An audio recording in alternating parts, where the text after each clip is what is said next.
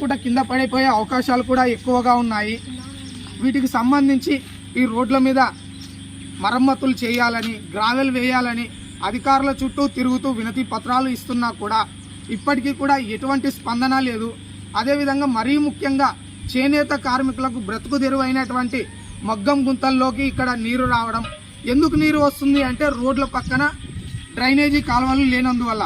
Drainage కాలువలు ఉంటే మగ్గం గుంతల్లోకి ఇండ్ల పక్కనకి నీరు వచ్చే అవకాశం ఉండదు. కాబట్టి ఇప్పటికైనా ఈ మండల కేంద్రమైనటువంటి రాజోలి పునరావాస గృహాల దగ్గర డ్రైనేజీ కాలువలు ఏర్పాటు చేసి ఎక్కడెక్కడైతే గుంతలు ఉన్నాయో అక్కడ ఎర్రమట్టిని వేసి మరమ్మతులు చేయాలని, వీళ్ళ జీవనాధారమైనటువంటి ఈ చేనేత కార్మికుల యొక్క మగ్గం గుంతల్లోకి నీరు చేరడం వల్ల వాళ్ళ కడుపు మీద, వాళ్ళ జీవితం మీద దెబ్బ కొట్టే అవకాశం జరుగుతుంది. కాబట్టి ఇటువంటివి జరగకుండా చర్యలు చేపట్టాలని ఉన్నతాధికారులను ప్రజలు కోరుతున్నారు.